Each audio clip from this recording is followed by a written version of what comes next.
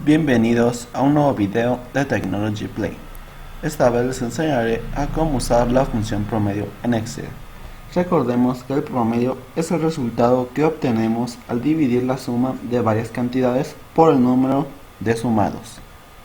Entonces, para iniciar la función o fórmula de promedio, lo que vamos a hacer es poner igual para que sepa Excel que vamos a usar una fórmula y no vamos a escribir algo.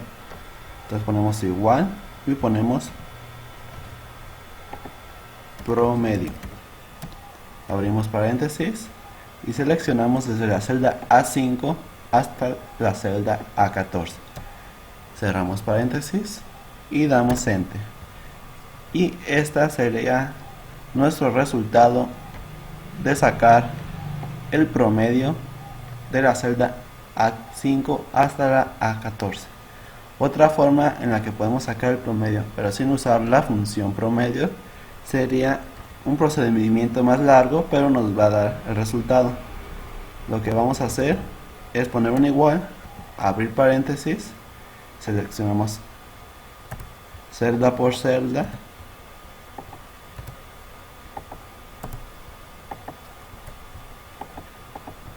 de uno por uno, y vamos agregando un más para que los vaya sumando. Cerramos y ponemos entre las veces que hayamos seleccionado una celda, que fueron 10 veces. Como podemos ver, nos da el mismo resultado, pero nos tardamos más haciéndolo manualmente. Ahora, ¿cómo podemos sacar el promedio usando la función suma? Fácil, ponemos igual, suma, abrimos paréntesis y seleccionamos de dónde a dónde queremos que sume. Cerramos el paréntesis y ponemos la división de cuántas veces hay algún número. Como podría ser aquí, son 10 veces, entonces ponemos 10 y nos da el mismo resultado. Entonces es más fácil usar la función promedio, que lo vuelvo a repetir cómo usarlo. Es poner un igual, promedio, abrimos paréntesis y seleccionamos desde la celda A5 hasta la celda A14.